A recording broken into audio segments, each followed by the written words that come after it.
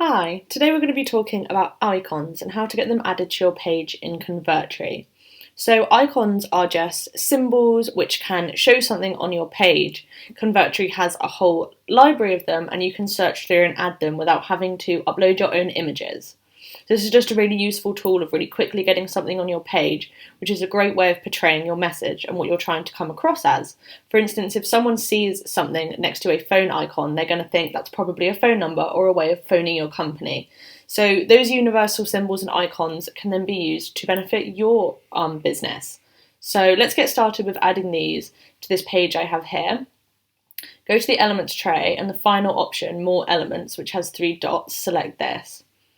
The third option on this list is icon. It has a star next to it, so select this. Our icon gallery will pop up with all of the icons that we can add to our page on Convertri. There's 4 types: filled, outlined, rounded and sharp. These just describe the appearance of the icon.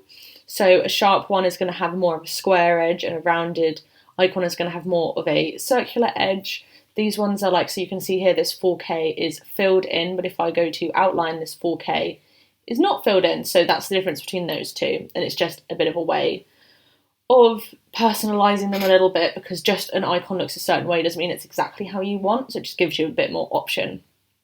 If you click on the style that you want, there's a drop down where we've split up all the different icons by the kind of thing they are.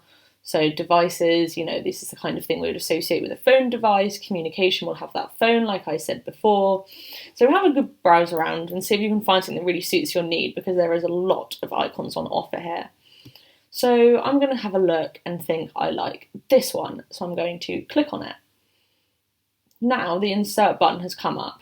The whole time the cancels button's been here, and if we decided we didn't want an icon, that would be how we would stop from ourselves from adding any to the page, and the pop-up would close, but we do want to add one. So we're going to select the icon and then click insert. This is now popped up on the page and I can drag it to where I want it to be and resize it. You can see that resizing it still keeps it a good quality. They don't get pixelated like an image might do, which is also super useful. So this is now on my page and it's fitting in really nicely, but there are some further changes I might want to make. So there's 2 things that we can do. We can either change the icon but have it in the same formatting, I'll show you what I mean in a second, or change the colour of the icon, because this page has a pretty blue colour scheme and I kind of wish that my icon would match that. If I decided this icon wasn't for me, I would click on the icon. In the top hand toolbar I would select the bin option and it would delete it, but I like it, so I'm going to keep it. Like I said, those 2 editing options, these can be found in icon properties. This can be found in your element properties, where the rest are normal general properties, background positioning, etc. But the special to this one will be icon properties. Select this and you will see these 2 options. The top one is what we would use if we wish to swap this icon out for a different one. So I might want an unfilled version of this, or just decide it's not for me. So I'll click on it and then click change. The library pops back up and now I can look around and say what actually suits my needs a little bit better. So I think this one. So I'm going to select it and click select insert, just like putting the first icon onto my page. And you can see that it comes in, but it's the same size and it remains. So if we change the colour, it would also retain the colour. This is really important because it means you don't have to keep moving your icons around if you suddenly decide, oh, I wish that was a rounded icon.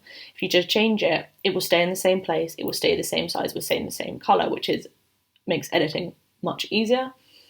Like I said, we can change the colour of this, and I want to change mine to blue.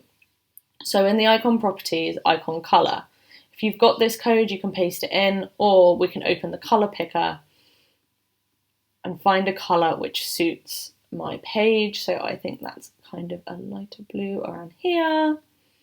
So once I'm happy with the colour, I'm going to click the blue select button, and now it's been saved. And like I said, if I change that, the colour would say that colour, which is really useful. So that's all you need to know to get started with icons and putting them on your Convertri pages.